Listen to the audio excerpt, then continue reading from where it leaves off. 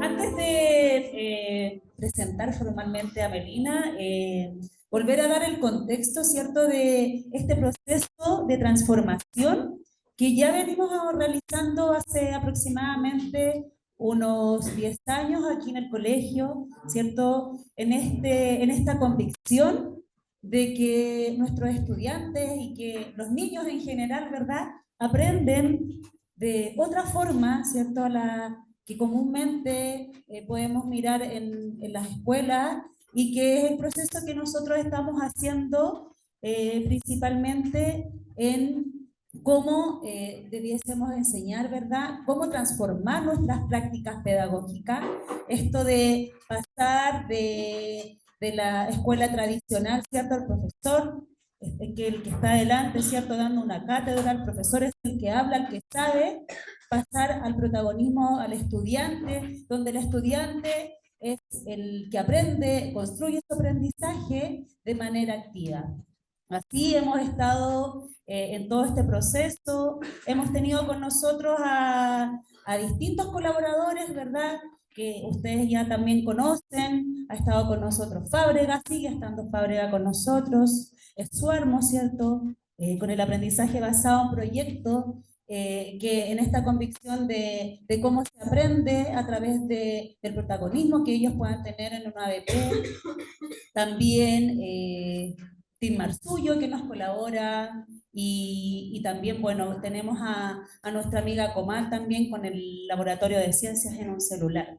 Entonces, desde ese sentido que nosotros le damos a la educación, a lo que es el aprendizaje, mirar el aprendizaje como el aprendizaje profundo. ¿Qué significa el aprendizaje profundo? Es por eso que también hoy día tenemos a esta invitada tan especial, este aprendizaje profundo versus este conocimiento inerte, ¿verdad?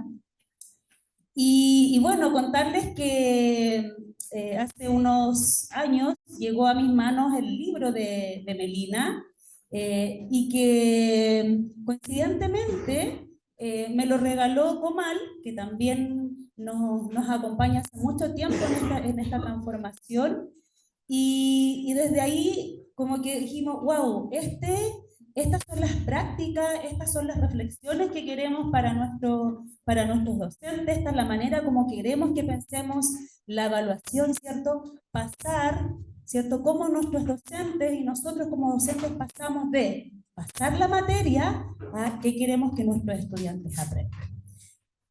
Y antes de presentar a Melina, tenemos a una presentadora especial, ya que nos va a acompañar, y que es un poquito una sorpresa también para Melina. Así que, ¿dónde está nuestra presentadora que nos va a hablar más en profundidad de lo que Melina también está realizando? ¿Quién es?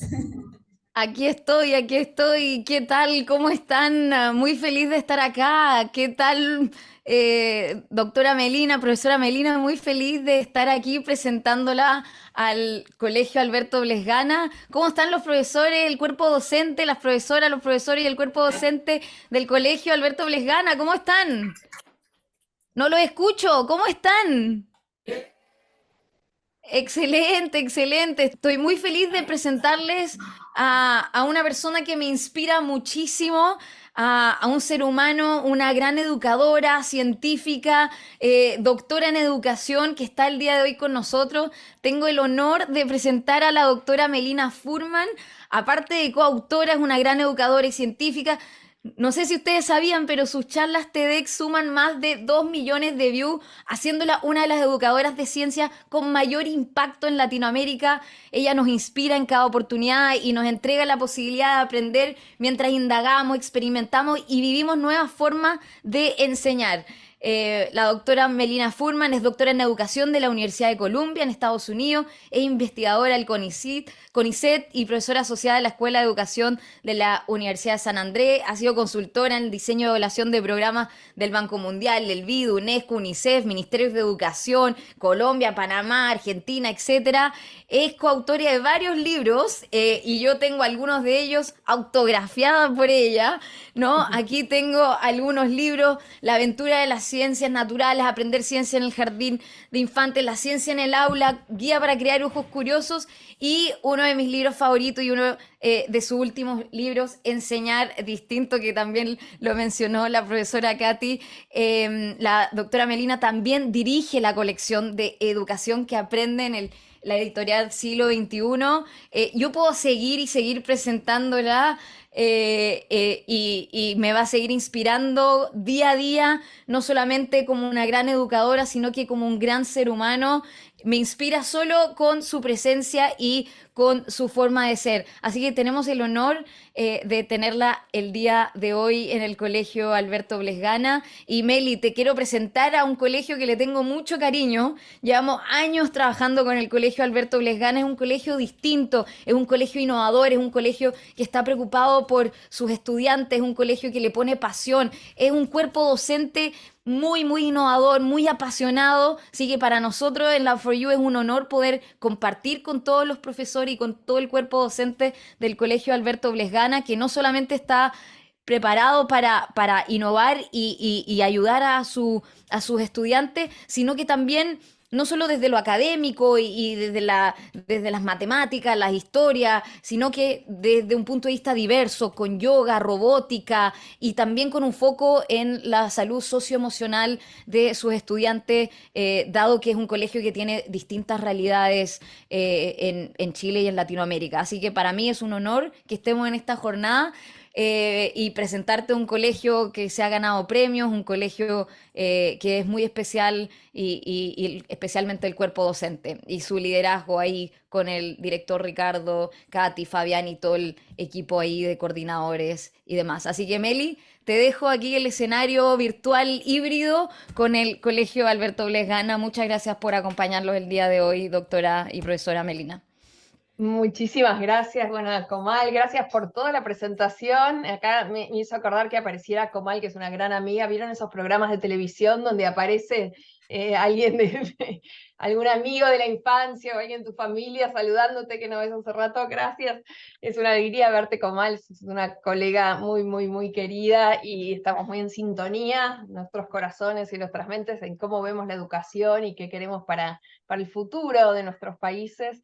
Gracias por invitarme a este colegio que viene innovando, que viene pensándose a sí mismo, que viene buscando maneras distintas de llegar a los estudiantes y de que esos estudiantes construyan un proyecto de vida con sentido, con herramientas. Bueno, para mí es un honor poder contribuir con un granito de arena en este encuentro que vamos a continuar la semana que viene. Va a tener 2 partes, les voy a dejar una tareita en el medio. Tiene base en algunas ideas pilares de este libro que les mostramos antes, que se llama Enseñar distinto, porque tiene que ver con cómo pensar la innovación educativa desde donde estamos, desde lo que sabemos hacer, desde lo que nos entusiasma, desde lo que hacemos bien, y también pensar en cómo llegar un poquito más lejos. Así que lo primero que les voy a pedir es que levanten la mano lo más alto que puedan. A ver, lo más alto que puedan. Bien, bien alto. Ahí los voy viendo. Muy bien. Ahora, levántenla un poquito más alto. ¿Qué pasó? Se podía, ahora la pueden bajar.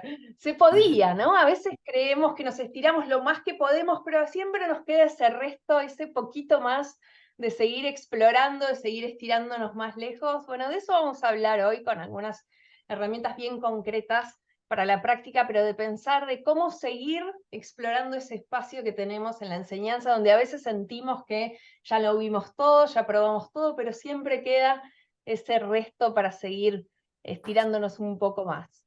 Y quiero arrancar con algo que para mí es muy importante porque orienta todo lo que hagamos con los estudiantes, que es imaginarnos el futuro, que es pensar una visión de futuro, considerando quiénes son esas personas que queremos formar. Y le puse a mi presentación Enseñar distinto, que es el título del libro, crear una cultura del aprendizaje en la institución, pensando en cómo crear una cultura que se respire, que se palpe, donde todos estemos de algún modo tirando para el mismo lado, y los estudiantes también en una sintonía, en una ola que va en una misma dirección. Y empiezo con esta imagen, porque hay algo en los ojos de este alumno que para mí representa ese momento donde decimos, vamos bien, ¿no? Por acá es, donde hay un estudiante, y de hecho está con su maestra que lo está ayudando, y con un compañero con el que está interactuando, donde en esos ojitos pasa algo, ¿no? Hay esos ojitos brillantes donde hay algo nuevo que se está creando en esa mente, ¿no? Algo que no había visto antes, tal vez, o que no había pensado antes, o que no se le había ocurrido antes. Y cuando a mí me pasa eso con mis alumnos, yo trabajo desde alumnos pequeños hasta alumnos universitarios, y creo que esto es algo de toda la vida, ¿no? Es sentir, bueno, si los ojos brillan del otro lado, hay algo que estamos haciendo bien. Y pensando en estas personas que estamos formando, quiero que se los imaginen cuando sean grandes. Imagínense esos estudiantes, que algunos tienen estudiantes adolescentes, otros tienen niños. Piensen en esos estudiantes de hoy, pero en el futuro, cuando sean adultos y adultas. E imaginen, traten de hacer una lista mental de cómo les gustaría que fueran, ¿no? Por ejemplo, yo puedo decir, bueno, un atributo que a mí me gustaría es que sean curiosos, sigan siendo curiosos. Piensen, y si pueden, si tienen para anotar, y si no, hagan una lista mental, una lista lo más larga que puedan de cómo les gustaría que fueran esos estudiantes.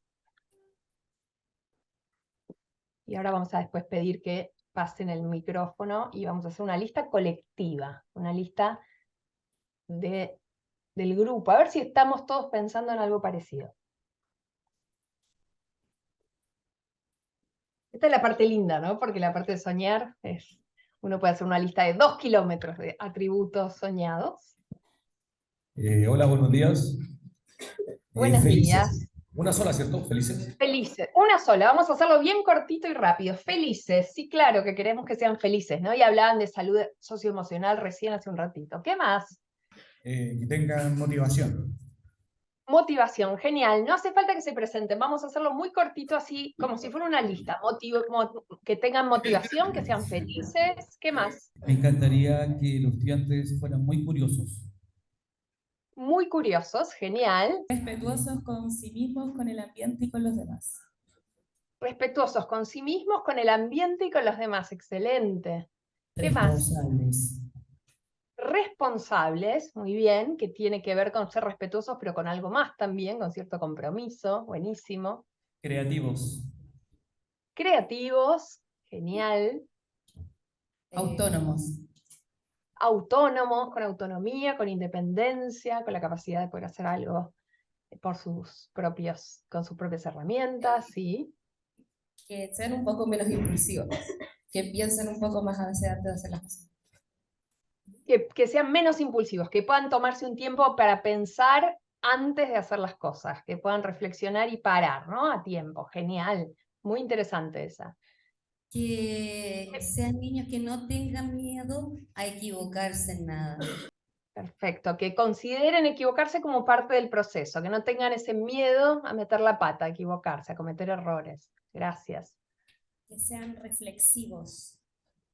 Que sean reflexivos, ¿no? Y también emparentado con eso que habían dicho de poder pensar antes de actuar. Genial. Que sean cuestionadores. Que sean cuestionadores, que se hagan preguntas, que eso también tiene que ver con ser muy curiosos, como habían dicho antes, pero también reflexivos, y también pensar sobre sus propias vidas, sobre lo que sucede. Gracias. ¿Qué más? A mí me gustaría que fueran empáticos y solidarios. Empáticos, que se puedan poner en el lugar del otro, y solidarios también. Genial. Vieron que se va armando, no sé si les pasa, pero yo siento que hay cierta comunión en lo que ustedes están diciendo, ¿no? Están todos hablando de una serie de valores y de una serie de maneras de ver el mundo y de actuar en el mundo muy relacionada, muy en sintonía. Sí, te escucho. Que tengan la capacidad de resolver problemas. Que puedan resolver problemas, que tengan herramientas, conocimientos para resolver problemas. Excelente. Que sean propositivos y participativos. Y Melina, te amo, soy Sean tu...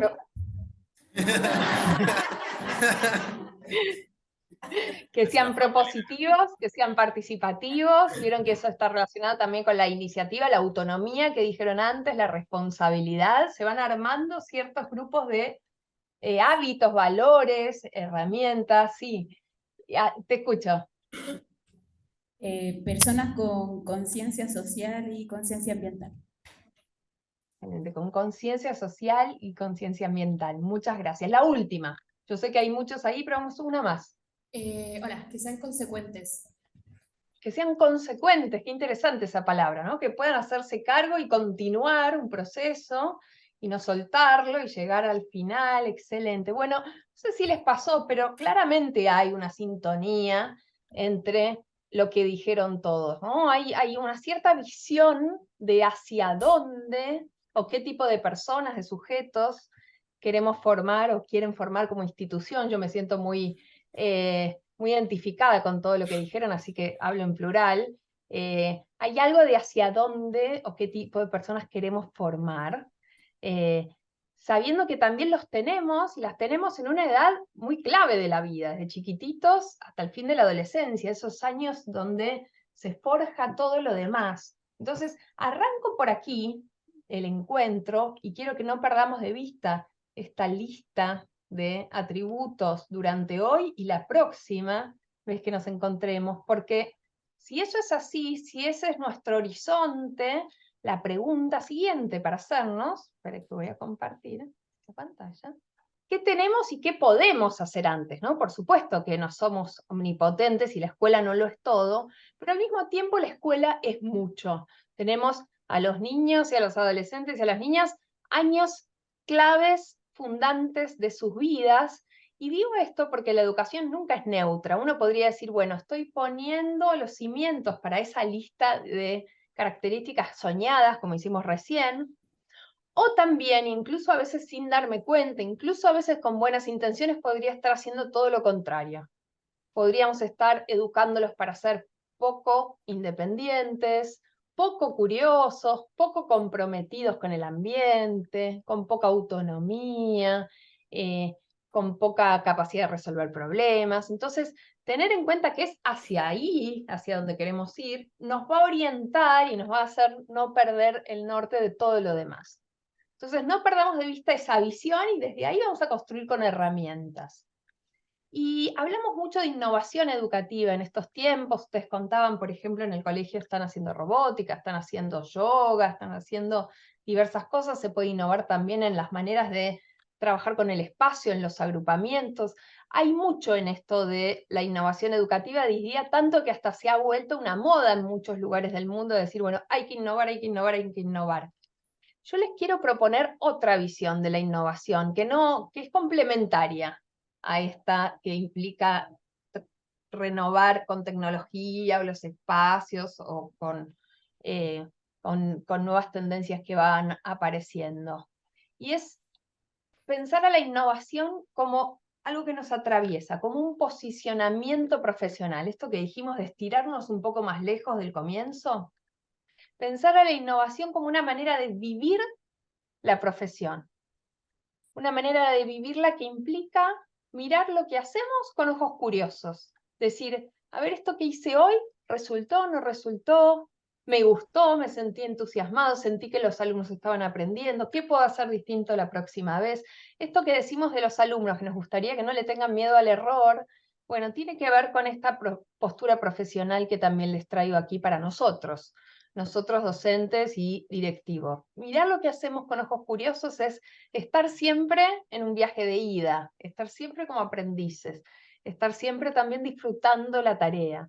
Entonces, se parece mucho más la innovación que les traigo a esto, en blanco y negro, súper sencillo, que a traer un montón de tecnología a la escuela, que por supuesto es útil y es importante, pero yo les traigo esta imagen bien en blanco y negro y bien sencilla porque quiero que nos llevemos de aquí otra idea, que es innovar se parece más a tener, o por lo menos la posición que les quiero traer hoy, se parece mucho más a tener una rueda cuadrada. Ahí estos cavernícolas con la rueda cuadrada pensando, ¿no? Uno se agarra la cabeza y dice, ¿qué hago para hacerla rodar? Y uno podría decir, bueno, la tiro a la basura y reinvento la rueda. Y eso se parece más a decir, bueno, arranquemos de nuevo y cambiemos todo de raíz. O la alternativa a reinventar la rueda, cuando la tengo cuadrada y veo que hay cosas que mejorar, con esta mirada de práctica curiosa, es decir, bueno, ¿qué hago si la rueda está cuadrada? Le limo los bordes para que empiece a rodar mejor. ¿Y eso qué quiere decir en la práctica? Bueno, vamos a ver algunas maneras de limar los bordes, pero quiere decir hacer mejores intervenciones, conectar por ahí el contenido más con la vida real, puede ser pensar distintas maneras de introducir el juego en el aula, puede ser pensar distintas maneras de introducir casos, de introducir pequeñas innovaciones. Hoy vamos a hablar mucho de las preguntas, cómo transformar las preguntas, pequeños cambios que generan grandes resultados. Entonces por ahí vamos a ir, por esta idea de que innovar es estar atentos, atentas, con ojos curiosos a lo que hacemos, disfrutando ese laboratorio de ideas que es enseñar. Por lo menos yo que vengo del mundo científico, hace muchos años, cuando era mi pasado de bióloga y hace 20 y pico de años que trabajo en educación, pero creo que traigo esa semillita que nunca se me fue de sentir que soy una científica de mi propia práctica, ¿no? Que en toda situación de enseñanza hay cosas que nosotros estamos investigando como docentes que podemos aprender para hacer las cosas mejor. Entonces, esta es la postura profesional. Y me encanta esta frase de Celestín Freinet, no sé si lo conocen, fue uno de los grandes referentes de lo que fue el movimiento de la escuela nueva en Europa y en Estados Unidos a principios del siglo XX. Es ese señor ahí con bigotes en esa escuela de Francia rural donde hacían un montón de cosas muy, muy locas para la época. Y él decía, enseñar sin motivación es como intentar darle de beber a un caballo que no tiene sed. Uno podría, si el caballo no tiene sed, meterle la cabeza dentro del agua y el caballo no va a beber aunque lo fuerce. Entonces, la pregunta es, y una de las características que ustedes dijeron hace un ratito es que tengan motivación, ¿no? Bueno, ¿cómo generar esa motivación por el aprendizaje? Que no siempre es fácil. Y también cómo generarla en nosotros mismos, nosotras mismas como docentes. Cómo seguir con la motivación en alto cuando hay días que son difíciles, cuando la tarea docente requiere mucho trabajo, cuando a veces tenemos ganas de decir, bueno, hasta acá llegué. ¿Cómo podemos mantener la motivación en alto? Y entonces, innovar, vuelvo a la idea de que innovar es pararnos sobre nuestros zapatos, sobre lo que hacemos bien e ir un poco más lejos, es primero identificar a nosotros como docentes qué ya nos motiva. ¿Qué me entusiasma a mí como profesor, como profesora de lo que enseño? Ahora vamos de vuelta a pasar el micrófono, de lo que hacen en la escuela, también los directivos. Tuvieran que decir algo que ya, de lo que están orgullosos. ¿Vieron cuando uno vuelve a casa y dice, no sabes lo que hice hoy, ¿no? Tiene ganas de contar a veces cuando uno hace algo que salió bien o que lo preparó mucho y dio resultado. O por ahí puede ser el vínculo con los alumnos, o por ahí puede tener que ver con alguna metodología que usen o con un tema que enseñen. A mí me encanta, por ejemplo, enseñar fracciones. ¿Qué los motiva? Las motiva, ¿qué los entusiasma? Y dicen, de esto estoy orgulloso, de lo que ya hacen. A ver, hagamos 4 o 5 personas que nos cuenten. Todos los días puedo probar cosas, más allá de que me salgan bien o me salgan mal, las puedo probar con los estudiantes y ellos mismos funcionan como críticos, como jueces. Entonces me ayuda a mí en mi Me desarrollo encantó. profesional también. Genial, ¿no? Esto que decíamos del laboratorio y de la práctica. Sos como un científico de tu propia tarea docente, me encantó. Eso te entusiasma porque lógicamente te mantiene activo, te mantiene aprendiendo. Nada más lindo que sentir que uno sigue aprendiendo. Muchas gracias. ¿Qué más los entusiasma? Hablar sobre ecosistemas y porque eso me permite como poder salir del aula, que los niños observen y como experimenten y Como que eso sí me apasiona mucho, como, no sé, este año hice a los niños, a las niñas que hicieran un propio ecosistema, trajeron caracoles, chanchitos y plantitas y dentro de una cajita, y como eso lo disfruté mucho, me encantó. Qué lindo, y mírenla cuando habla, ¿no? Yo también el colega anterior, hay algo de cuando hablamos de lo que nos entusiasma, ¿qué mostraba ella en el lenguaje corporal? Confianza, pasión, orgullo, ¿no? Cuando hablamos de algo que hacemos bien, nos brillan a nosotros también los ojitos. Gracias. Y esto, a veces nos entusiasman temáticas que nos toca enseñar y que desarrollamos una serie de actividades que sabemos que están bien hechas, que valen la pena, que abren mundos, como decías, ¿no? Genial. Muchas gracias. ¿Quién más? ¿Alguien más que A los entusiasme? mí me entusiasmo, llego con harto ánimo a la casa después de que enseñé algo, preparé la clase y pasaron cosas que no pensé que iban a pasar. O sea, me sorprendo en mi misma clase. Es como nunca pensé que me iban a responder esto o que iban a usar esta estrategia para resolver los problemas. Eso a mí me gusta porque siento que di la oportunidad de que los estudiantes fueran creativos y creativas. Genial. ¿Y te acordás de algún momento de este año que haya pasado eso con algún tema? A ver. Sí, desarrollamos una actividad de matemática financiera en cuarto medio Ajá. y los estudiantes, al resolver problemas como cotidianos, dieron argumentos muy potentes, pero lo que a mí me llamó mucho la atención porque yo pensé que ya iban a hacer el cálculo matemático y listo, esta es la respuesta. Pero ellos y ellas en particular decían, bueno, pero si no le sirve esto porque en su casa no hay mucho dinero, entonces podría pensar por esta otra alternativa. Y tomaban elementos sociales extra matemáticos, yo soy profesora de matemática, extra matemáticos y lo traían al aula. Entonces decía, qué lindo cómo están conectando lo que les estoy enseñando, que son porcentajes de interés simple, con la vida. Entonces no me daban una respuesta que no hiciera sentido para ellos o para la persona que era parte del problema. Se lo tomaron en serio, ¿no? No solo hicieron la cuenta, que estaba correcta, sino que adivinó, y bueno, muy bien, un 7, felicitados, sino había algo de pensar cómo eso podía tener sentido para personas en distintas situaciones sociales. Para ellos Excelente. mismos, se sentían parte del Y problema. también para ellos mismos, claro, claro. Y sobre todo esta idea me pasa mucho como investigadora, cuando hago trabajos con jóvenes, de preguntar cómo te gustaría que fuera la escuela, cuál sería la escuela ideal, y hay algo de la matemática financiera que aparece mucho. Es decir, queremos aprender y que la escuela nos enseñe cómo ser autónomos con el dinero cuando seamos grandes. Así que qué lindo lo que traes como ejemplo. Bueno, vamos hasta ahí, que seguro hay muchas cosas más que los entusiasman. Hablaron de creatividad de los alumnos, de conexión con la vida real, hablaron de mirar uno con ojos curiosos la propia práctica, de temáticas interesantes. Eso es lo que nos entusiasma y hacemos bien. Y es la primera parte de tratar de innovar. Decir, bueno, primero, ¿qué es en lo que no hay que innovar? ¿Qué quiero conservar? ¿Qué quiero atesorar de mi práctica? Piensen en eso a la hora después de ver, y esto pensándolo también en este año, ¿no? En este año que termina. Bueno, ¿qué atesoraría de lo que hice este año porque valió la pena, porque me da orgullo, porque siento que fui un buen profesor, porque me dio entusiasmo para seguir? Y ahora sí, hablando de estirarnos más lejos, la siguiente pregunta es, bueno, ¿en qué no innovar? Ya hablamos recién, ¿no? Y les queda también para seguir pensando. La siguiente pregunta es, ¿qué me gustaría hacer distinto? ¿Qué querría cambiar? ¿No? Y cuando hago esta pregunta a veces me dicen, bueno, quiero cambiar de ciertas metodologías didácticas, o quiero introducir más tecnología o más juego, o siento que hay algunos alumnos a los que no pude llegar y me gustaría llegar. A ver, piensen ahora en esto, ¿en qué querrían hacer distinto? Pensando sobre todo en esta oportunidad de que estamos cerrando el año, mirando el año próximo.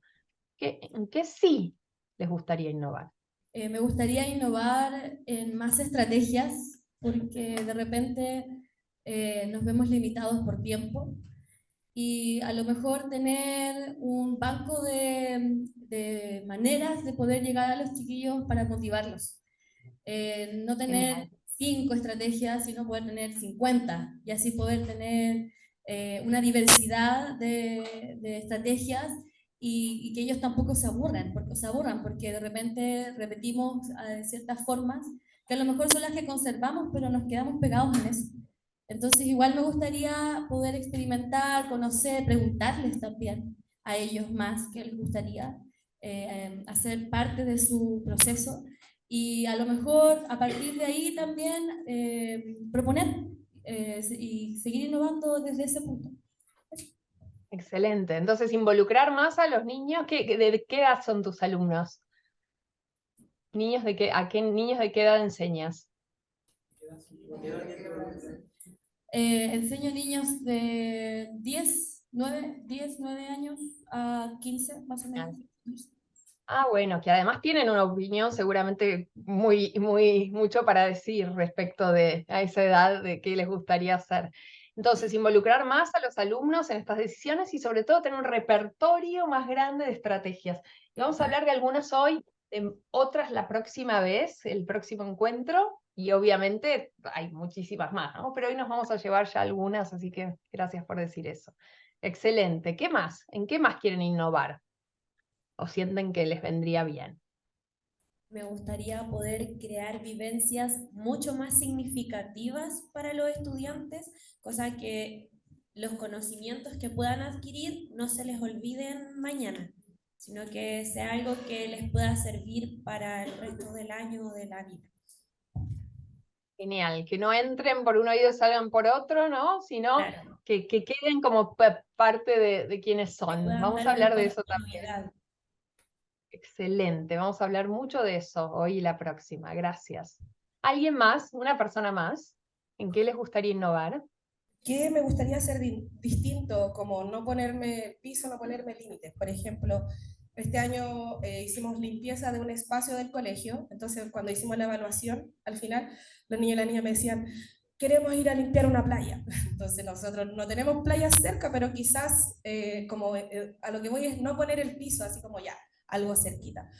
Y lo otro que me gustaría hacer es como salir del espacio del aula. Entonces, ante eso pienso, no sé, en un laboratorio a cielo abierto, así le llamo.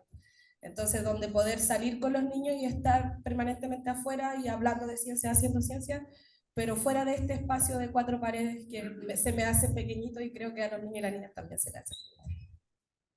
Excelente, ¿no? Buscar nuevos espacios que por ahí no tienen que ser irnos tan lejos como una playa, pero por ahí tengo algo más cerquita al alcance de la mano, que ya eso es un montón, es salir, es abrir. Es también esta idea de que la educación ocurre en todas partes, ¿no? Adentro y afuera de la escuela, especialmente. Bueno, muchas gracias. Entonces, vuelvo a tomar esta idea de tenemos cierta visión de futuro del tipo de sujetos, de personas que queremos formar. Tenemos también una visión de nosotros, de qué nos entusiasma o qué hicimos bien este año y dónde estamos parados y qué queremos atesorar, pero también de algunas cosas en las que queremos innovar. Bueno, hacia allí vamos. Esperen que voy a seguir compartiendo la pantalla. Y una de las cosas sobre las que quiero conversar hoy en esto de cómo innovar o cómo seguir renovando la enseñanza es que algo clave para empezar, les diría, lo que da sustento a todo lo demás, es cómo vemos, en el fondo, les diría, con una mano en el corazón, ¿no? Esas cosas que a veces hasta ni somos conscientes, como implícitas, que tenemos grabadas en el ADN de cuál es nuestra visión sobre qué significa aprender.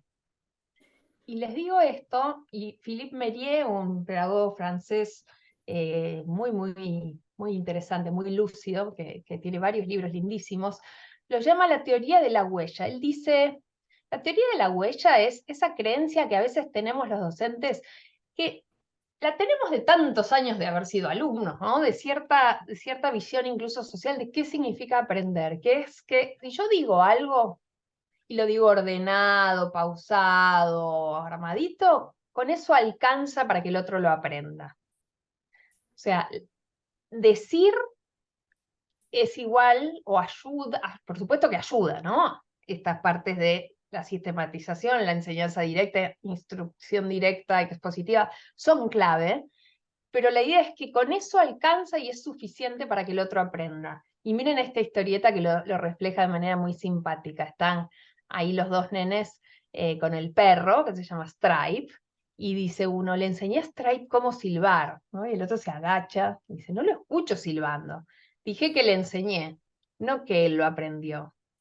¿Y no les pasó 1000 veces esto de si yo esto lo enseñé, como no lo aprendieron? Yo lo di, o lo dio la profesora del año pasado, ¿cómo no lo saben? Un poco recién hablábamos, ¿no? De esto de que a veces enseñamos algo y sentimos que se resbala de la mente y ¿dónde está? ¿No? ¿Dónde está eso que les contamos? Bueno, partir de esta idea de que dar algo, dar un tema, no necesariamente es equivalente a que ese tema sea aprendido, ¿no? La pregunta es cómo podemos hacer que el aprendizaje de verdad suceda. Entonces, la teoría de la huella no alcanza. Por supuesto que es importante la instrucción directa, enseñar, hablar, explicar, pero si eso es lo que pasa casi todo el tiempo, si el trabajo cognitivo lo hacemos nosotros y no los alumnos, esos aprendizajes no suceden. Ay, me encanta esta imagen porque refleja un montón de cosas, ¿no?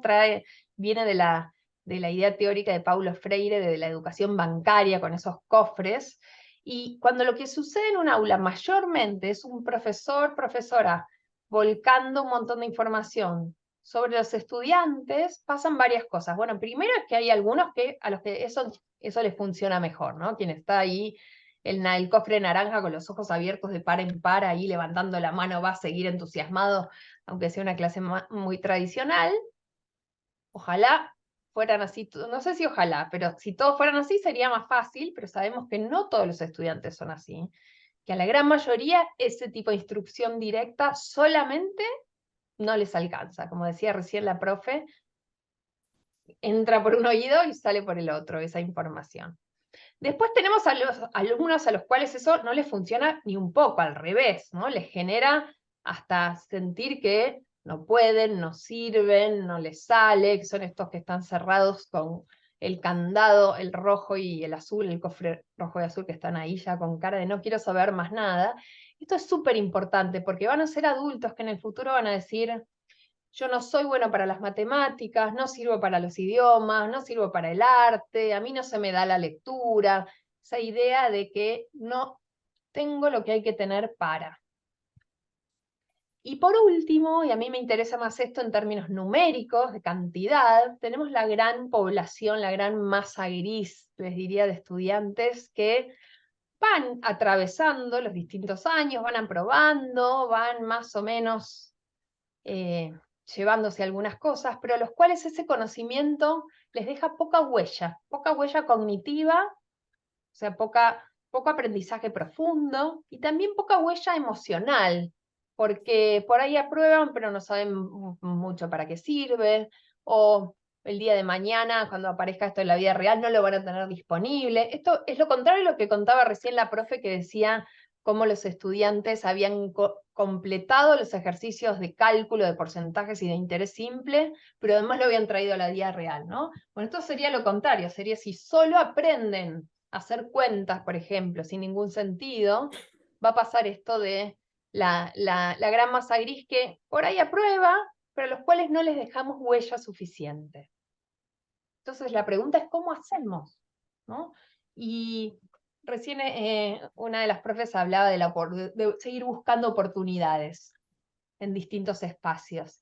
Me encanta esta imagen de Francesco Tonucci, que probablemente muchos lo conozcan, un gran pedagogo italiano, un gran dibujante también, donde está acá la maestra y está con los niños y dice, hoy os explicaré el árbol desde abajo hasta arriba, las raíces, el tronco, las hojas. Y uno dice, pero estás ahí en el bosque, ¿no? Hay algo de buscar dónde está esa conexión del conocimiento con la vida real, que a veces está más cerca de lo que pensamos y nos lo perdemos. Entonces, si eso queremos generar una huella cognitiva de aprendizaje profundo, una huella emocional, la pregunta es, ¿cómo vamos en esa dirección? Porque en la escena de los cofres que les mostraba, lo que más se produce es lo que este señor que está ahí en blanco y negro, porque también es de principios del siglo XX, un matemático, un filósofo norteamericano llamado Alfred North Whitehead, llamaba conocimiento inerte. Inerte, vieron una roca está inerte, algo muerto, algo que no tiene vida. Ese conocimiento sin vida que nos llevamos todos nosotros de la escolaridad. Es más, piensen, a ver si tuvieran que pensar algo que estudiaron y aprobaron, obviamente, porque aquí están, pero no comprenden bien hoy. Yo siempre que hago esta pregunta, algunos me dicen los logaritmos, o otros dicen los polinomios, otros me dicen el análisis sintáctico, otros me hablan de cuestiones históricas. A ver, pensemos un poquito.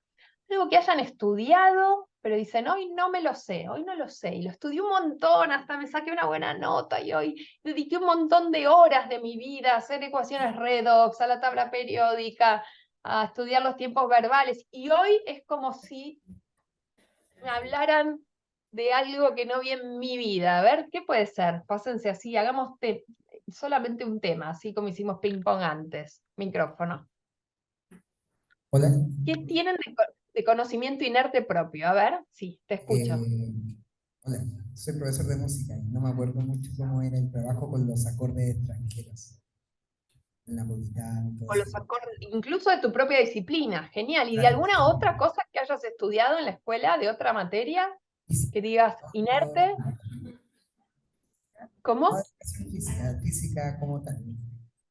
La Y todo física lo relacionado a la completa. Bueno, ok. A veces nos pasa con asignaturas enteras, ¿no? Genial, gracias. ¿Qué más? ¿Qué más les quedó como conocimiento inerte? Hola, soy Hola. Jimena. Matemática, nunca me gustó matemática, así que no quería estudiar nada con matemáticas. Nada con matemática, matemática Bueno, entera, ¿vieron? Ni siquiera un contenido.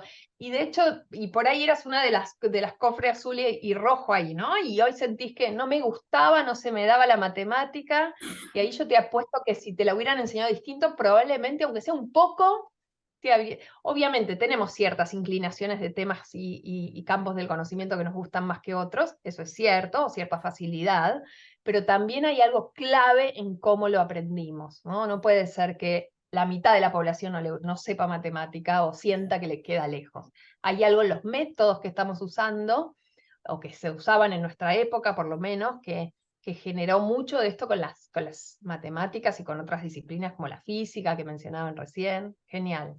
¿Qué otro ejemplo de conocimiento inerte de sus propias vidas?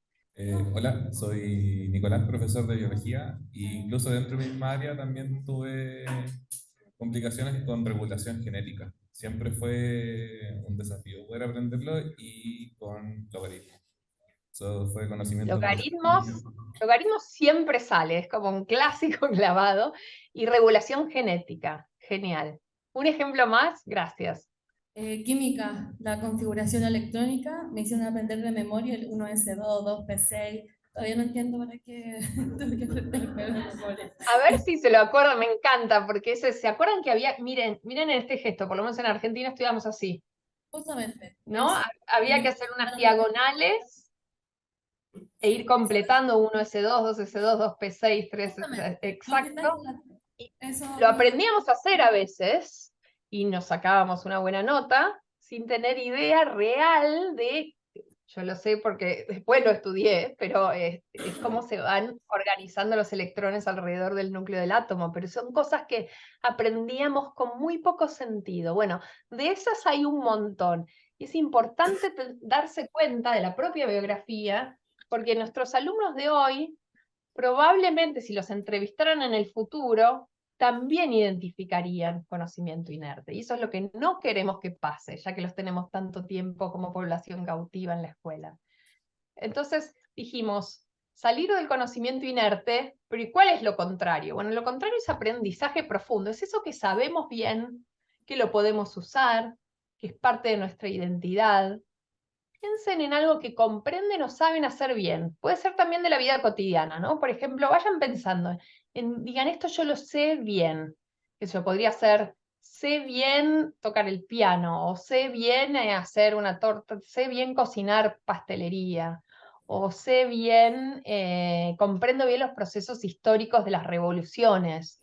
Les doy ejemplos que me dieron unos colegas de ustedes. Un profesor me decía, mientras ustedes van pensando, me decía, yo comprendo bien la Revolución Francesa. Y yo le decía, bueno, ¿y cómo te das cuenta? ¿Cuáles son las evidencias de que lo comprendes bien? Me decía, bueno, puedo darte muchas evidencias. Por ejemplo, lo puedo explicar, se lo puedo enseñar a alumnos de distintas edades, sé qué pasó antes y qué pasó después, me puedo imaginar qué hubiera pasado en el mundo sin la Revolución Francesa. Al día de hoy veo las noticias del periódico y me doy cuenta de que hay huellas de la Revolución Francesa en procesos políticos actuales. Es lo que dice David Perkins cuando define la comprensión en este libro que es hermoso, que se llama Educar para un mundo cambiante. Y él dice, comprender es actuar con el conocimiento de manera flexible. Y fíjense que hay dos palabras ahí muy importantes. Una es actuar. Comprender tiene que ver con poder hacer cosas con eso que aprendimos. Y de manera flexible. Cuando nos cambia el contexto, cuando estamos en otra situación, también tenemos que poder usarlo. Entonces, este profesor me decía, yo comprendo bien la Revolución Francesa. Y una docente me decía, yo comprendo bien el tejido. Y yo le decía, bueno, ¿y cómo te das cuenta que comprendes bien el tejido? Bueno, muchas razones. O sea, bueno, obviamente puedo tejer. Puedo tejer no solo una cosa, puedo tejer bufandas, gorritos, sacos, chaquetas. Puedo tejer con distintos tipos de hilo, vamos con esto de la flexibilidad. Le puedo enseñar a otro cómo se teje, disfruto tejer. Entonces, cuando sé algo bien, y esto piénsenlo tanto para la enseñanza como para la evaluación, puedo mostrar muchos desempeños de comprensión, ¿no? O sea, me doy cuenta porque puedo hacer muchas cosas con ese conocimiento.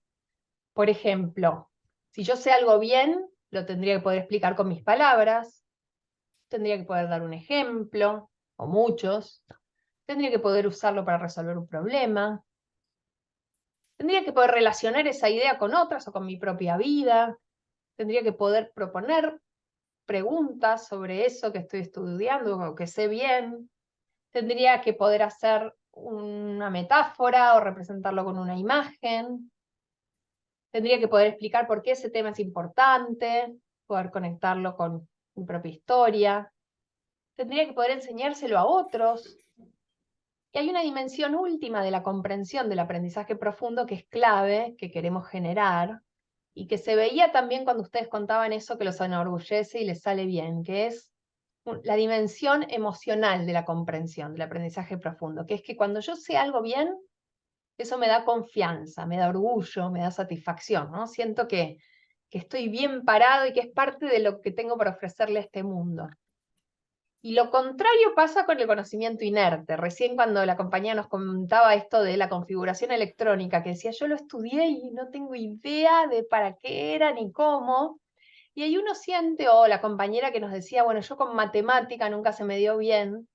Ahí uno siente que hay algo como fallado en uno, ¿no? De decir, yo lo estudié y no lo entendí, entonces hay algo en lo que fallé, ¿no? O de lo que mejor no me hablen de eso porque no quiero ni saber, como cuando voy pisando sobre terreno movedizo.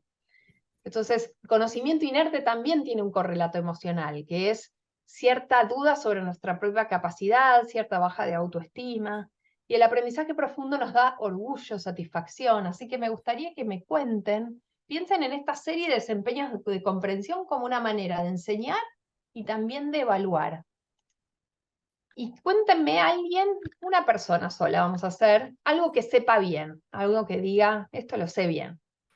A ver quién se anima. Aquí Jaime Flores, profesor de matemática. Lo que yo podría decir que domino bien sería las funciones. Muy bien, entonces te voy a hacer la pregunta que les hice a tus colegas. ¿Cómo te das cuenta de que dominas bien las funciones? Por lo mismo, porque siento que puedo ser creativo con las funciones, crear los propios problemas, responder dudas que pueden hacer dentro de la misma clase, que eso ya es algo, como lo que decía la profesora Patricia, que está acá al lado, de que es algo que nace en el momento, en la clase misma.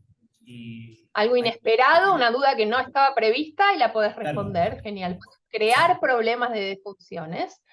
¿Les podrías explicar a un niño de 5 años para qué sirve una función? Si alguien me intenta. Claro, ahí hay que tratar de reducirlo a lo más esencial y explicarlo con palabras propias, etc. Y siento que es algo que es más asimilable. ¿Alguna vez tuviste que usar la idea de funciones en tu vida real, más allá de dar clases sobre eso? Constantemente, de hecho, para poder enseñarlo es necesario relacionarlo con la vida y ahí hay montones y montones de ejemplos, como por ejemplo ahora que hay una cámara que está cumpliendo una función que es transmitir y bueno, eso. Muy bien, mírenlo a él recién cuando hablaba, de vuelta al lenguaje corporal y la emocionalidad que se transmite, ¿no? ¿Qué ven en él? Yo veo pasión, por ejemplo. Dice, en todas partes están las funciones, ¿no? Y empieza como hasta se sale de la vaina porque le parece obvio que hay un montón de ejemplos.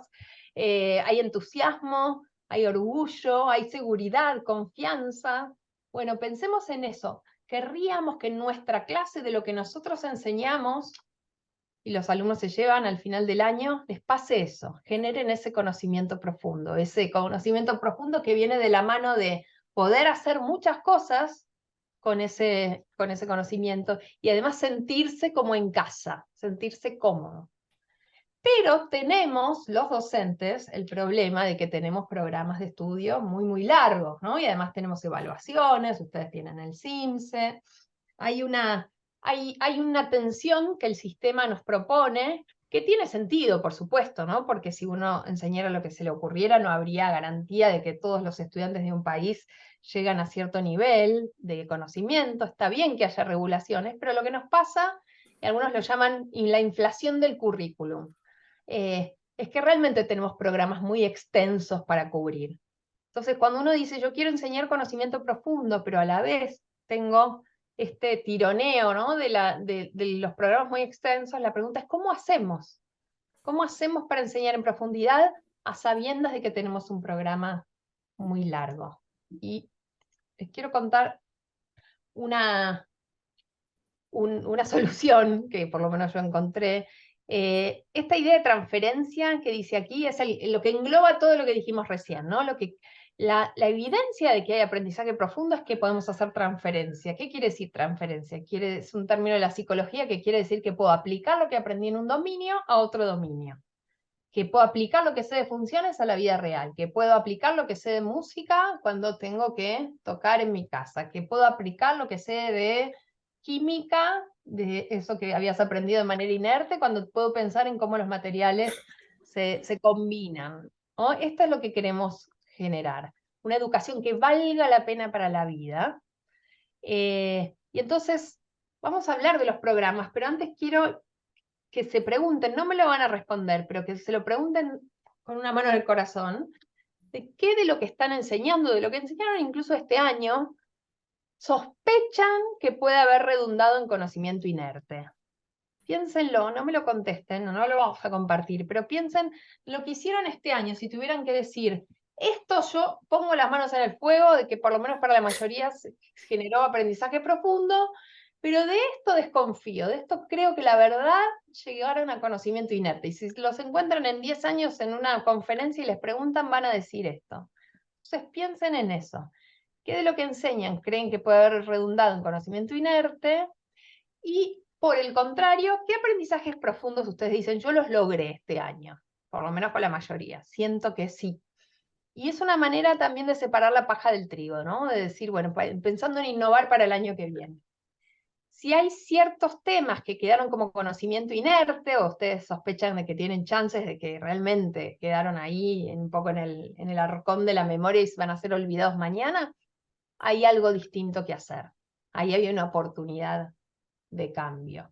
Entonces, ¿cómo planifico para el aprendizaje profundo cuando tengo extensos programas de estudio, que es el caso de siempre? Todos los niveles, todos los colegios de todo el mundo, ni siquiera en Latinoamérica en particular tenemos currículos extensos, pero esto es algo global. Entonces, ¿cómo hacemos? Y si yo tuviera que decirles un lema para pensarlo, para no olvidarnos, les diría esto, me lo tatuaría, no tengo ningún tatuaje, pero tuviera que hacer uno, me haría este, que dice, menos es más. ¿Y aquí de qué estoy hablando? Menos qué y más qué. Bueno, por un lado, menos cobertura superficial, menos sobrevuelo de temas y más profundidad. Menos cantidad y más calidad podría ser. Menos aprendizaje inerte, más conocimiento profundo. menos aprendizaje declarativo y más usar ese conocimiento. Bueno, ¿y cómo hacemos? Acá hay una herramienta súper sencilla, pero muy potente para planificar pensando en el aprendizaje profundo. Y se llama los círculos de la comprensión. Es una herramienta de 2 educadores norteamericanos, Wiggins y McTighe, que vienen trabajando con la idea de diseño inverso, lo llaman ellos, empezar por el final, empezar por qué quiero lograr y cómo me voy a dar cuenta si lo lograron, y después recién ahí pensar cómo lo voy a hacer. Y a mí me ayuda mucho en mi trabajo con muchos colegios, porque lo que hace es que nos ayuda a salir de la lógica de la planificación común. ¿Qué es lo que uno hace en general para planificar? Bueno, uno tiene el programa de estudios, el currículum, una cierta cantidad de tiempo, y uno dice, bueno, más o menos voy secuencialmente y distribuyo por igual la cantidad de temas y tiempo, y listo, planifiqué. Eso sería la planificación habitual. ¿Qué propone lo de los círculos? Propone una lógica distinta. Propone para cada unidad didáctica, para cada tema, identificar cuáles son esos aprendizajes profundos que quiero lograr de manera profunda y perdurable, ¿no? Ahí está en el centro del círculo, y quiero que los alumnos comprendan de manera profunda y perdurable. Y de esos son pocos, no son un montón de cada unidad didáctica o de cada proyecto.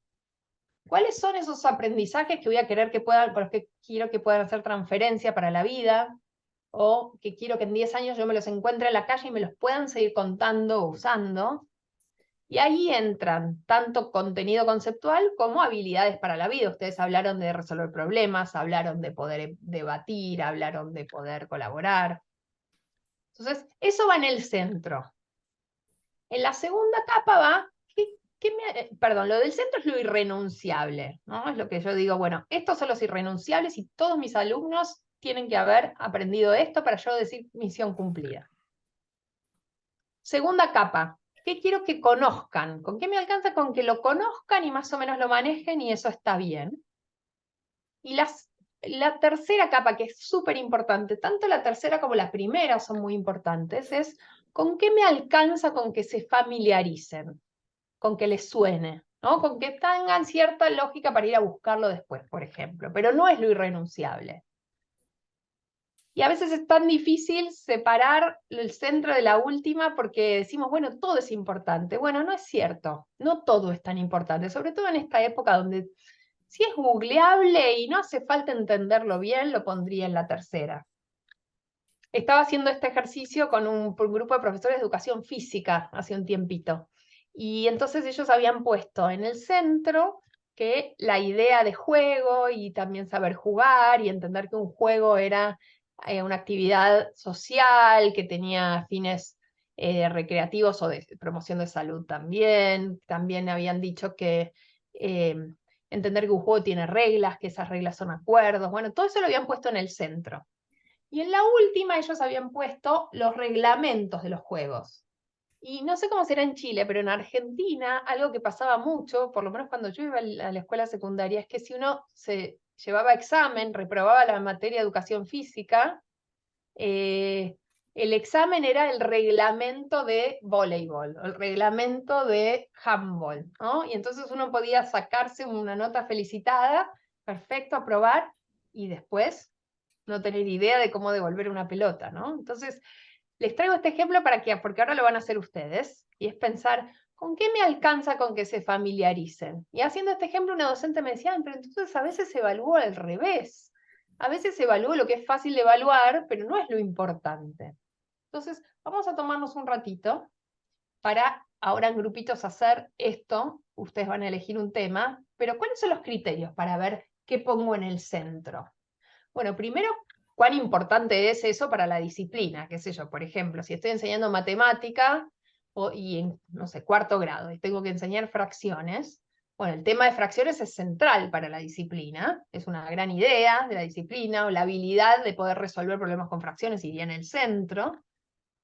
En biología, qué sé yo, la idea de evolución, selección natural es una gran idea, entonces lo tengo que poner en el centro.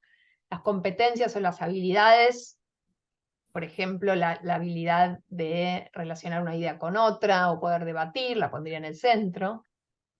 Otro criterio es que sea propedéutico. Propedéutico quiere decir que me sirve para más adelante, ¿no? Por ejemplo, si yo quiero enseñar a multiplicar, necesito antes saber sumar, entonces si es propedéutico lo tendría que poner en el centro.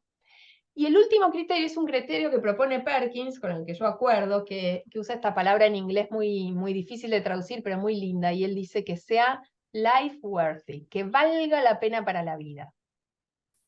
Entonces no solo tiene que ser central para la disciplina, sino también para la vida, tiene que valer la pena para la vida. Entonces ahora sí, vamos a tomarnos un ratito y vamos a trabajar en grupo.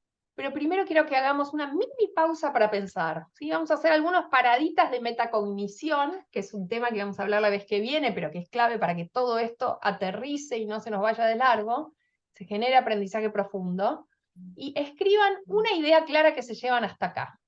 Una idea clara. Escríbanla, o en el celular, o en la carpeta. Una idea clara, pero escrita con sujeto y predicado, no escriban tipo círculos de la comprensión. Escríbanla completa, porque eso ayuda a aterrizar la información y convertirla en conocimiento. Una idea clara.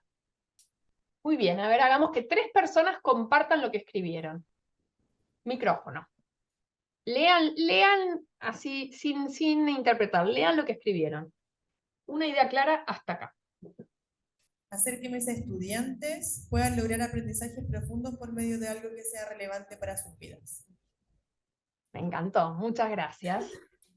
Siguiente. Para que mis estudiantes logren aprender, deberían poner en práctica algunas ideas de desempeño de comprensión. Excelente, muchas gracias. Una más, última. Ya, yo noté que el aprendizaje profundo afecta la autoestima y la autopercepción de los estudiantes porque se relaciona mucho con la seguridad y la confianza. Excelente, me encanta porque además vieron cómo aparecen distintas cosas que un grupo se lleva ante lo mismo, y uno también empieza a ver esa diversidad, ¿no? De con qué se quedan, en este caso ustedes o los estudiantes. Muy bien, ahora sí, entonces vamos a hacer una actividad a la que le vamos a dedicar 20 minutos, y consiste en probar con los círculos de la comprensión. Se van a poner, les diría, de a 3. Todos van a tener una hojita que ahora les van a repartir, que simplemente tiene los círculos. Tiene 2 actividades, unas para hoy y unas para la próxima. Vamos a dedicarle 20 minutos. Si no llegan a terminar, igual después del encuentro ustedes tienen un ratito, así que no se preocupen. Y consiste en lo siguiente. Tienen que elegir un área y un año o ciclo. Por ejemplo, matemática de tercer año o música de segundo. ¿Sí? Entre las 3 personas elijan un área y un año o ciclo. Puede ser nivel inicial, de sala de 4, bueno, eso. Y después tienen que completar el círculo, pero les voy a pedir solo 2 capas, la de adentro y la de afuera. La de conocerla vamos a dejar, después la pueden terminar más tranquilos, pero quiero que puedan separar qué quieren que los alumnos comprendan de ese tema en ese año de manera profunda y perdurable, y con qué quieren que se familiaricen. Entonces, un área y un año y ciclo, y me olvidé de decir, de ese área pueden hacer de 2 maneras. Pueden hacer del año completo, por ejemplo, matemática de tercer año, o pueden hacer de un tema en particular, ¿no? Por ejemplo, la Segunda Guerra Mundial, historia de 4º año. ¿Se entiende? O sea, pueden elegir el tema o pueden hacerlo con el año completo. Completan lo de adentro. Recuerden que no son muchas, recuerden que incluye tanto habilidades como conocimiento conceptual, y con qué quieren que se familiaricen.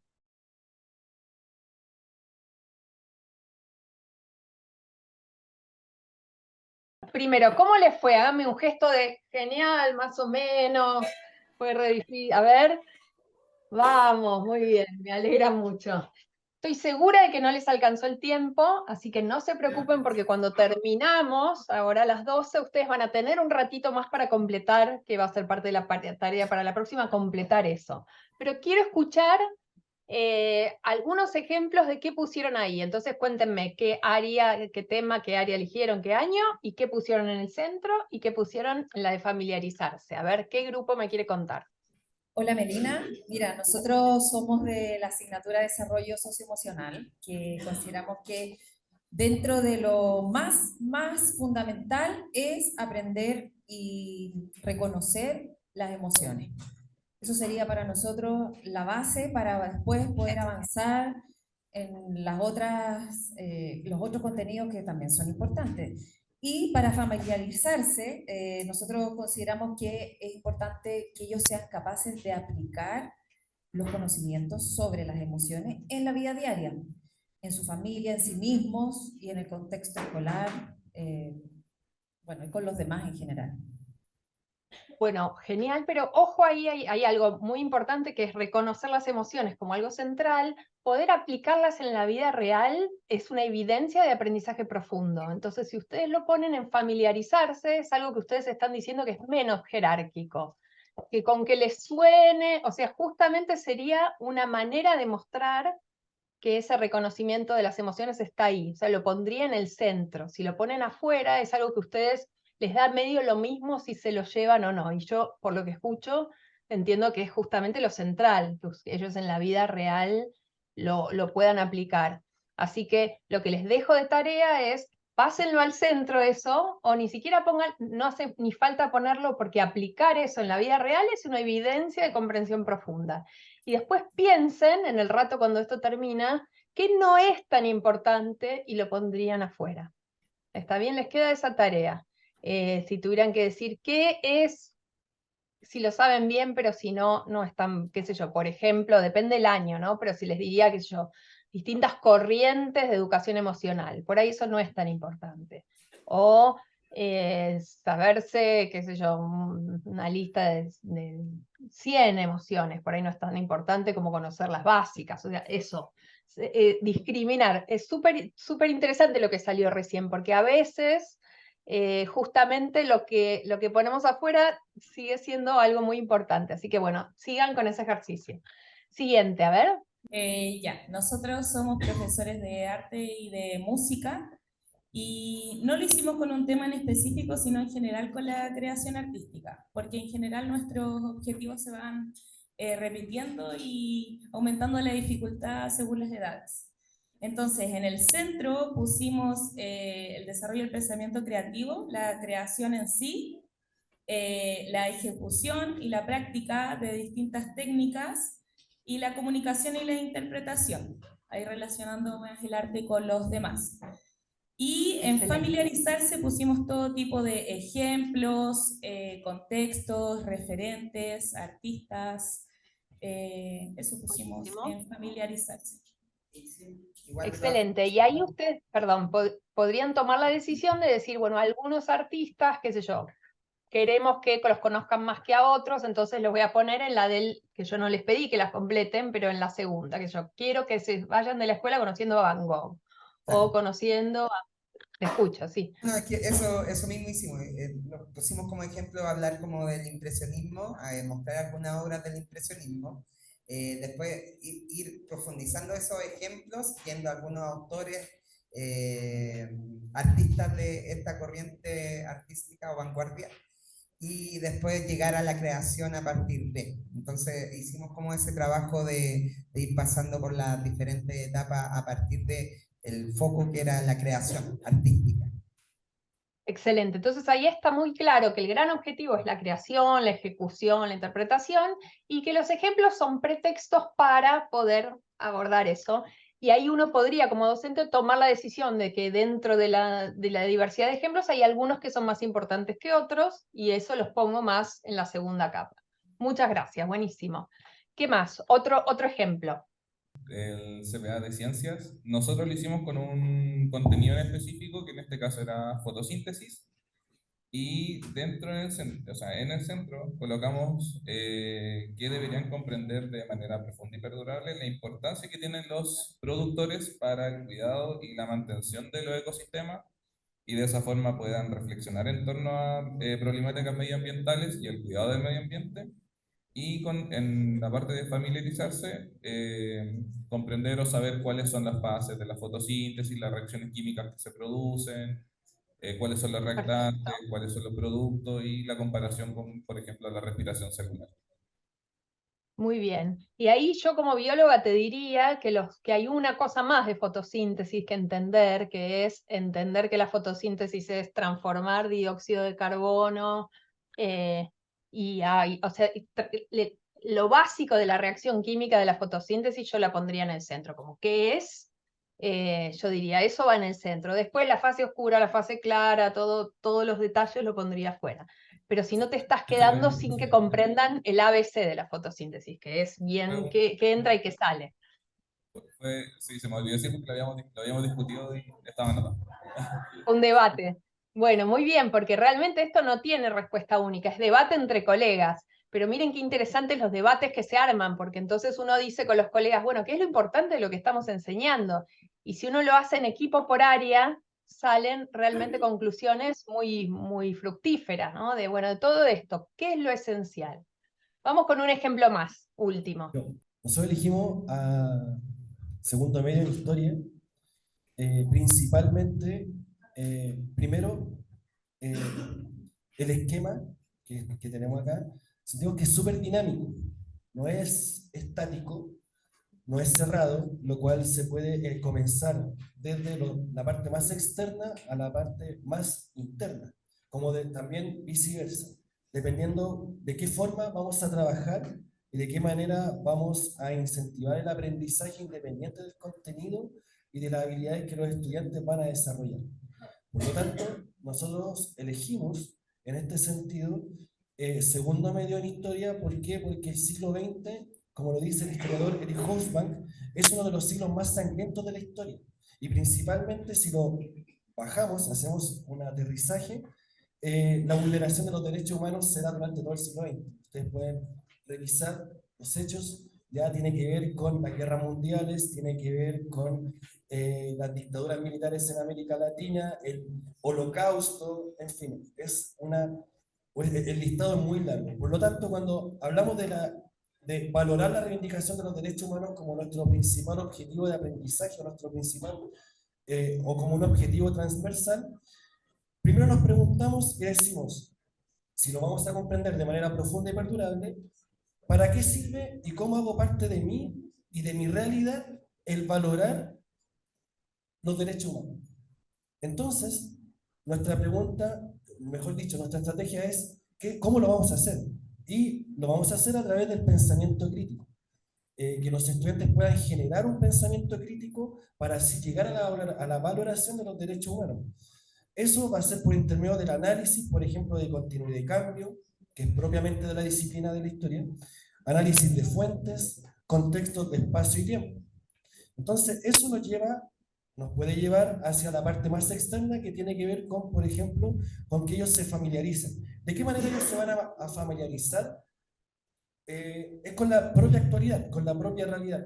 La migración actual, lo que está pasando en la Franja de Gaza, lo que ocurrió el año pasado entre la guerra de Rusia con Ucrania, cosa que ellos lo vean dentro de la actualidad y puedan también empezar a familiarizarse. Como también puede ser que ellos primero se familiaricen y luego puedan llegar al punto, al centro. Esta familiarización claramente tiene que ver con lo que ellos viven, con lo que ellos escuchan, con lo que ellos se informan, con lo que ellos se pueden persuadir.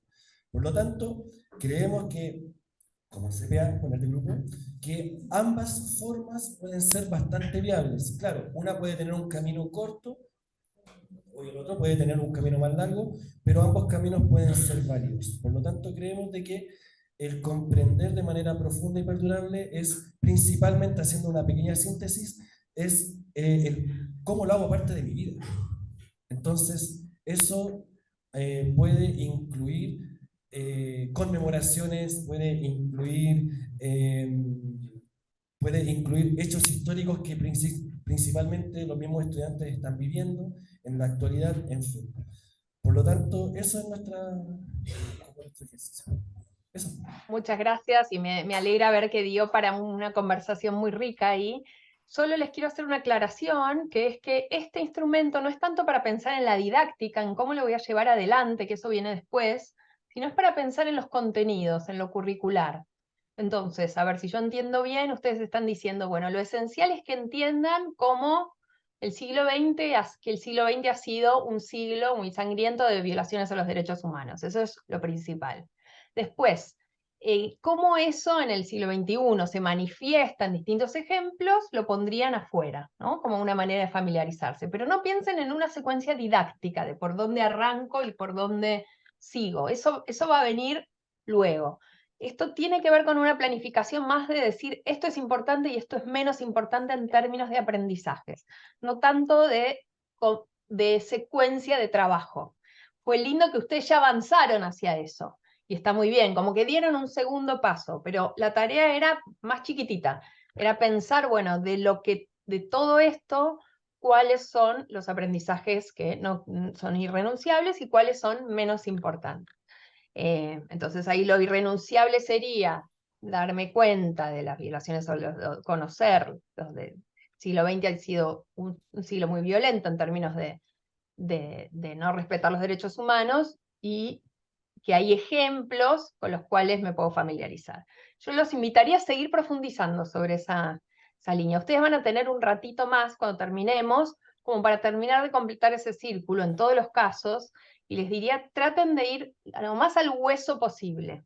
Por ejemplo, ahí en dimensión emocional, el equipo que estaba trabajando en esos aprendizajes, traten de elegir un año o dos distintos para ver cómo ese mismo objetivo de reconocer las emociones cobra distinta forma en un ciclo que en otro, por ejemplo, ¿no? Para ir, cuanto más específicos seamos en este ejercicio, más fácil es después planificar. Entonces, queda esto para redondear en el ratito que ustedes siguen solos, y me quiero meter ya con las estrategias de enseñanza. Entonces, hasta ahora hablamos del qué enseñar. Hoy y la próxima vamos a hablar del cómo, del repertorio de estrategias para darle vida a ese contenido que decidimos que era prioritario. Y me voy a meter con un tema que para mí es muy central, que es el de las preguntas. ¿Qué preguntas hacemos en clase los docentes? Y voy a comenzar hoy con algunos ejemplos y la próxima lo vamos a seguir. Así que ahí voy. Entonces, parte de lo que decíamos de enseñar distinto, de empezar a innovar, es tener en la cabeza que ciertos pequeños cambios, que no son dar vuelta, no es operar por demolición y reinventar la rueda, sino más limar los bordes, pueden dar grandes resultados en términos de motivación de los alumnos, de aprendizajes, de disfrute, de cultura del pensamiento. Y de eso quiero hablar, las distintas estrategias que vamos a trabajar hoy sobre preguntas y la próxima vez sobre rutinas de pensamiento y sobre metacognición, tienen como fin un fin específico, que es construir una cultura del pensamiento crítico, del pensamiento curioso en el aula. Entonces, son de algún modo como caballos de Troya que se meten en el aula y cambian lo que pasa adentro, ¿no? ¿Se acuerdan la historia de Troya, de que en la guerra de Troya los griegos estaban tratando de entrar a la ciudad amurallada de Troya y no había manera de entrarle a esa ciudad? Los troyanos venían resistiendo adentro hasta que tuvieron esta idea de dejarles un pseudo regalo, que era el caballo, y hacerse como los que se iban. Y entonces los troyanos dijeron, qué bueno, decidieron irse, nos dejaron este regalo, metieron el caballo adentro y después esa noche salieron todos los griegos y tomaron la ciudad de Troya. Entonces, esta idea del caballo de Troya, pensando en estrategias didácticas, tiene que ver con esto, con decir pequeñas estrategias. Ahora vamos a hablar de preguntas y mañana el lunes hablamos de otras dos estrategias. Se meten en el aula y nos cambian la estructura, la cultura, la manera de trabajar. Entonces, vamos a hablar primero de cómo conectamos esos contenidos o esos aprendizajes fundamentales, los que pusimos en el centro del círculo, con buenas preguntas, que son como nuestras armas secretas, ¿no? Como docentes. Y a mí me pasa como investigadora, vengo hace años investigando preguntas que los docentes hacemos en los pizarrones, en las evaluaciones, en las guías de trabajo. Les voy a dar ejemplos del área de ciencias, pero que realmente se manifiestan en muchas áreas del conocimiento. Y siempre me encuentro con algo medio parecido a esto, ¿no? Como si fueran todas cortadas por la misma tijera. Ejemplo, ¿qué es una célula y cuáles son sus partes? ¿Qué es la energía? ¿Cuáles son sus formas? ¿Qué función tiene el jugo gástrico? ¿Cuál es la diferencia entre nutrición y alimentación? ¿Cuáles son las etapas de la mitosis? Que quienes no son de biología, uno le empieza a palpitar el corazón y a recordar cuando lo estudió y nunca lo entendió. Acá hay un ejemplo, por ejemplo, de un cuaderno donde aparece algo parecido, lee las páginas, subraya lo importante y responde. ¿En qué se diferencia la digestión mecánica y química? Esta es una evaluación que justo coincide con lo que decía la compañera hace un rato de la configuración electrónica de las letritas.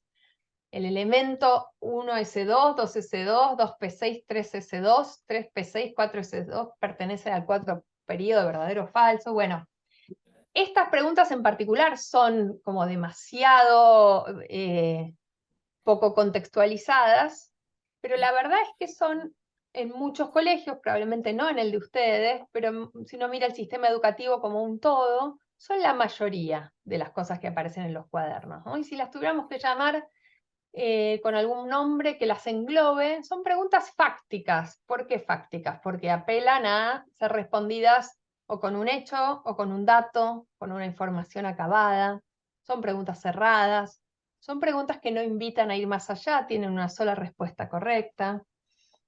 Y yo diría que no está mal que estén estas preguntas, qué sé yo, uno quiere que los alumnos puedan decir cuáles son las distintas formas que puede adoptar la energía. Uno quiere que tenga ciertos datos en la cabeza un alumno. El problema es cuando son las únicas o cuando son la mayoría.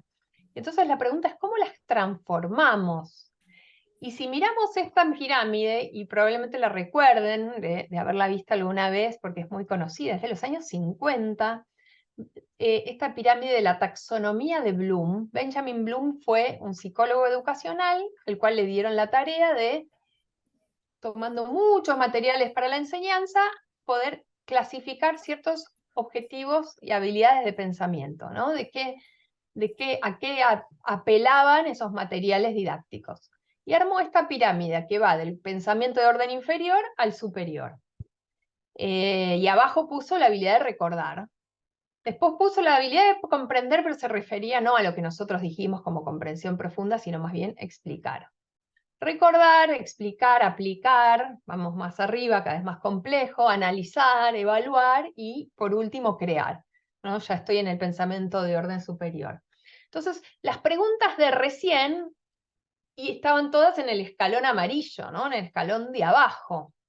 Es un buen ejercicio mirar las evaluaciones que tomaron este año pasado y decir cuáles o cuántas de las preguntas requerían el escalón amarillo, apelaban a esa habilidad de pensamiento de recordar, y cuál es todo lo demás, y ver dónde está la balanza. Las que yo les mostré eran todas recordar. Bueno, ¿cómo hacemos para transformar estas preguntas fácticas en preguntas para pensar? Y para definirlas vamos a decir que preguntas para pensar son preguntas contextualizadas, donde hay una situación idealmente de la vida real o ficticia, pero que tiene un contexto, y que para ser respondidas tengo que usar el conocimiento en una situación auténtica. No tengo que decirlo, sino que tengo que usarlo. No alcanza con que yo diga la energía puede tener tales formas, sino que tengo que usar ese conocimiento para resolver algo.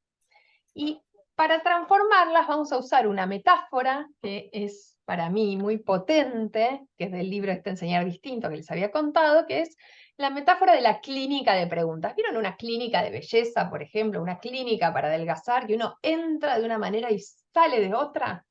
Bueno, vamos a hacer que las preguntas atraviesen la clínica, entren como preguntas fácticas y salgan como preguntas para pensar. Yo les voy a dar ejemplos y después nos va a quedar para la próxima que ustedes generen la propia clínica. Entonces, por ejemplo, ciencias naturales del nivel primario. Una serie de preguntas fácticas, dice así. Antes de pasar por la clínica, describe el planeta Marte, qué tiene en común con el planeta Tierra y en qué se diferencia. ¿Es una pregunta horrible, mala pregunta que no tiene que estar en un cuaderno? Por supuesto que no, no es una mala pregunta. Sin embargo, es una pregunta que se responde y luego probablemente se olvide, ¿no? Probablemente no deje esa huella emocional y cognitiva de la que estábamos hablando, ¿no? Termine siendo algo que aprendo para la maestra, pero no porque de verdad me genera motivación y curiosidad. Vamos a ver qué pasa después de la clínica. Y dice así. Se convierte en una situación ahora la pregunta, para el mismo contenido.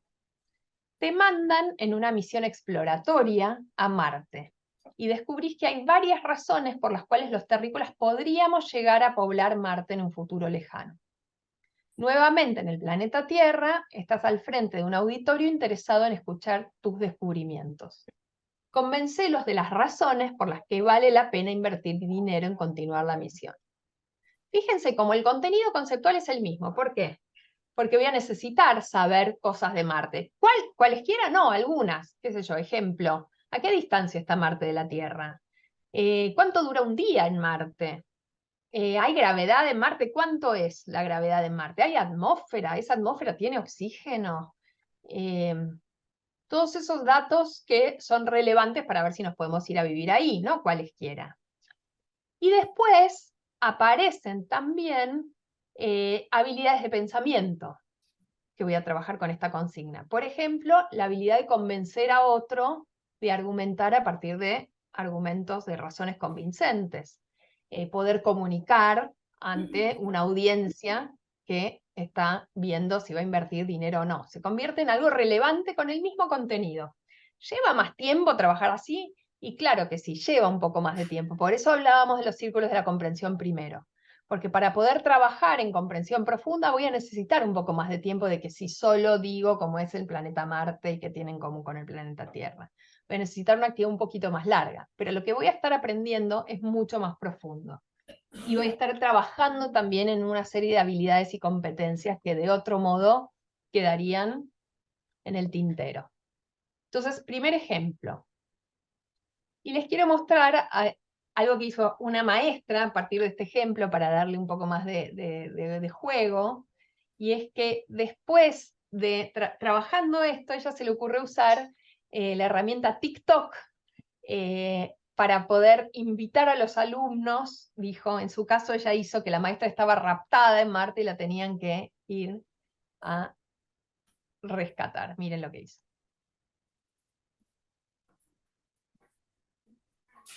Hola chicos, les estoy hablando de Marte.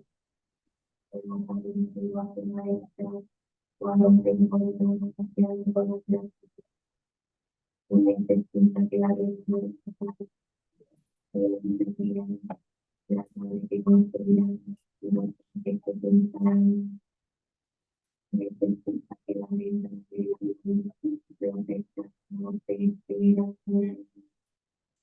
Miedito, ¿no? Esa cara.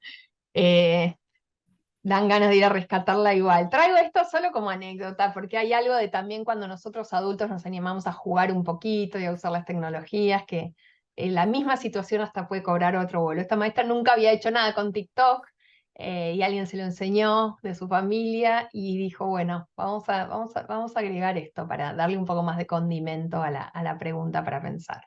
Entonces, primera pregunta, transformo el mismo contenido en una situación donde además los alumnos son expertos y tienen que poder convencer a otros de si vale la pena o no ir a Marte. Vamos con otro ejemplo. Esta es de construcción de la ciudadanía, se llama en Argentina, no sé si se llamará educación cívica allí, ustedes me dirán, y es del nivel secundario. Es sobre los derechos de los empleados en la ley de contrato de trabajo, ¿no? Ese es el tema.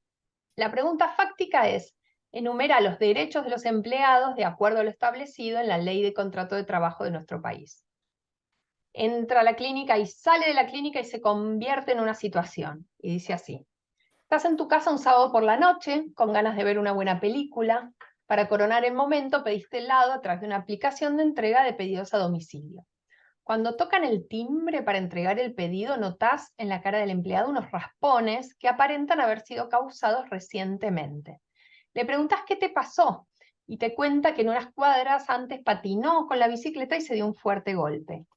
Le ofreces un paño húmedo para limpiarse, pero te dice que no es nada, que no se puede demorar mucho más ya que tiene que seguir entregando otros pedidos. No podés dejarlo ir sin ayudarlo de alguna forma.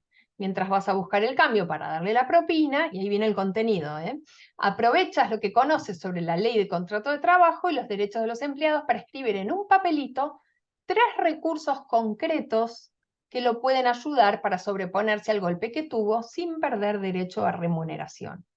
Fíjense de vuelta, en el caso A es enumerar porque sí los derechos de los empleados. En el segundo es usarlos, pero primero tengo que elegir los 3 que le van a servir a este empleado en esta situación. Segundo, se los tengo que escribir en un papelito de manera que lo entienda, los entienda. Entonces tengo que hacer un ejercicio de síntesis y comunicación.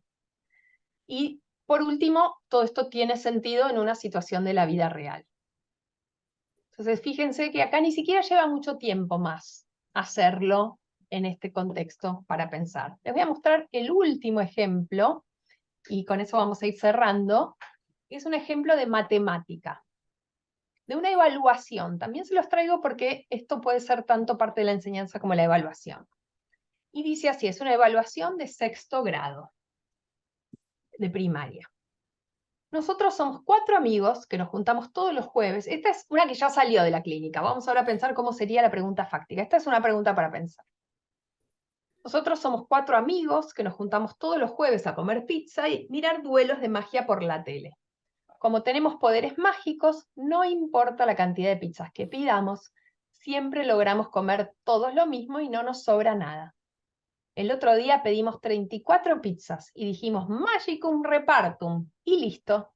Todos comimos lo mismo y no dejamos ni una amiguita. Y ahí están los magos y dice misión 4, porque esta es la segunda hoja de la evaluación. Explica muy claramente a estos amigos por qué lo que hicieron no fue magia, sino una división. Además, aclararles bien cuánto comió cada uno y argumenta cómo repartir el resto. Fíjense, yo decía, esta es la pregunta para pensar, ¿no? ¿Cómo hubiera sido la pregunta fáctica? Bueno, podría haber sido ¿cuánto da 34 dividido 4? O por ahí, si hay 34 pizzas y 4 amigos, ¿cuánto les toca a cada uno? Podría ser, ¿no? ¿Cuál es la diferencia entre esas formulaciones y esto que les muestro? Bueno, hay varias. Primero hay una historia, como dijimos. En este caso la maestra eligió poner algo de magia porque los chicos estaban en esa edad de que estaban leyendo Harry Potter y el universo de la magia los convocaba. Me contaba esta maestra que lo de Magicum Repartum, que les encantó, uno podría decir es condimento, es maquillaje, pero no.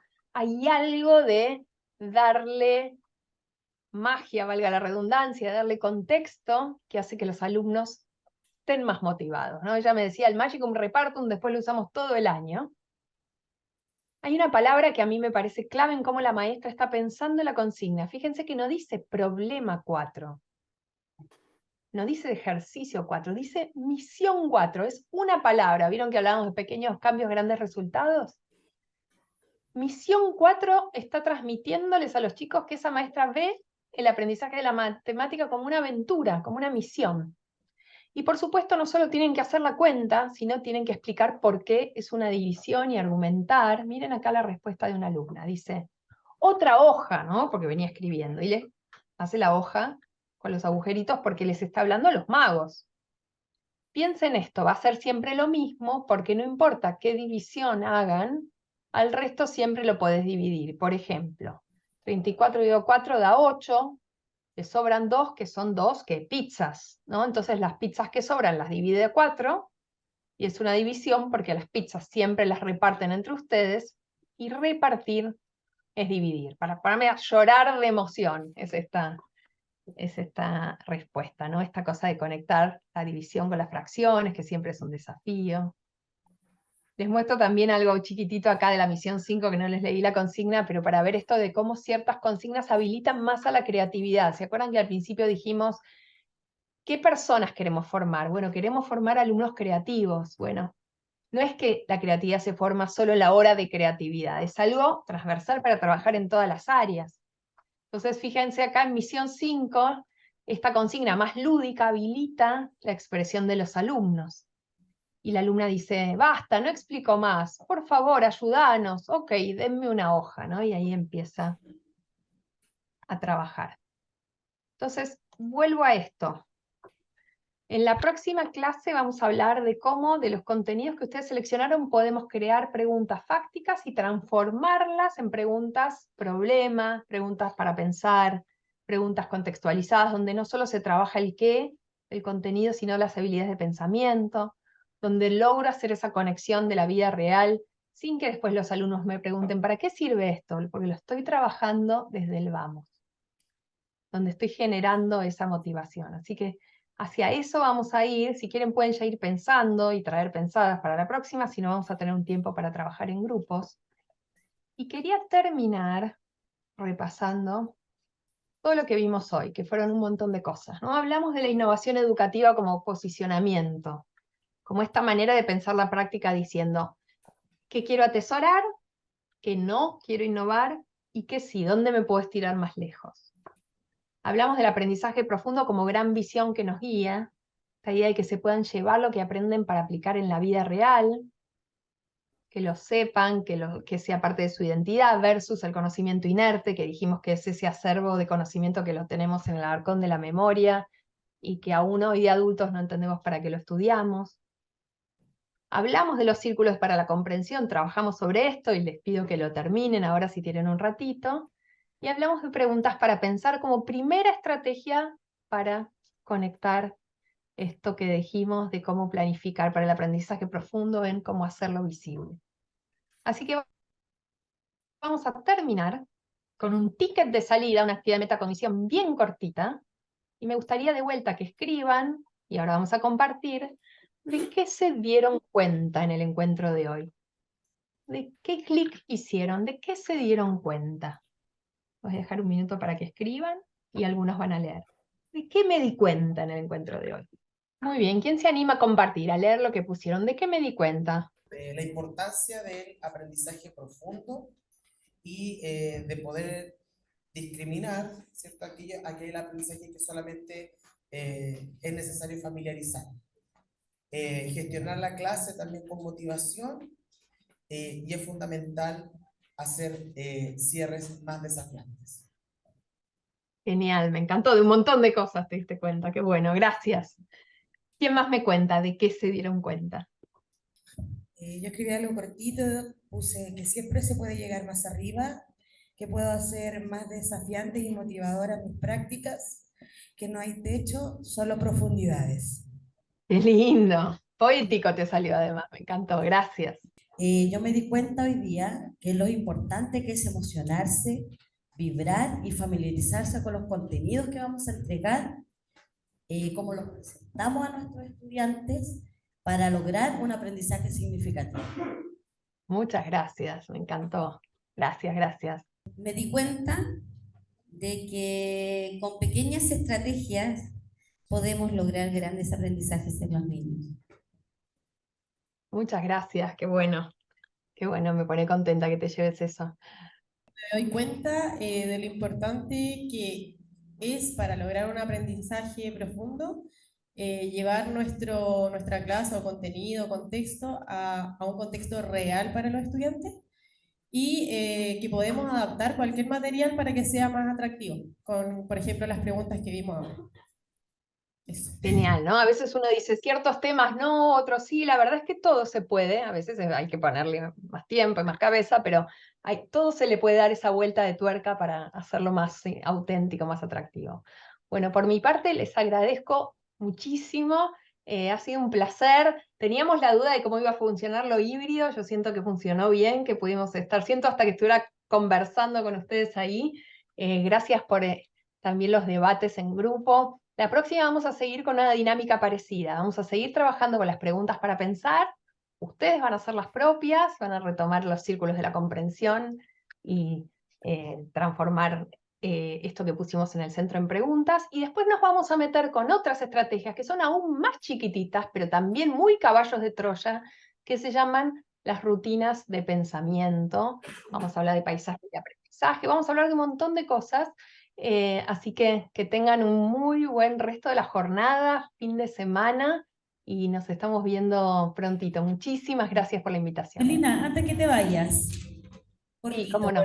Yo también quería decirte lo que aprendí hoy día, que no es tan solo mirar cuando decimos estos contenidos que van al centro, para mí estos aprendizajes irrenunciables, ¿verdad? En torno a este contenido, este tema, pero en relación a esta habilidad, este aprendizaje que yo quiero que mis estudiantes aprendan y que es un aprendizaje para la vida y que no puede faltar. De ahí siempre, y creo que he dicho varias veces, una frase que está en tu libro Enseñar Distinto, que es cómo pasamos de dar el tema que yo digo, pasar la materia, pasar los contenidos a qué quiero que mis estudiantes aprendan.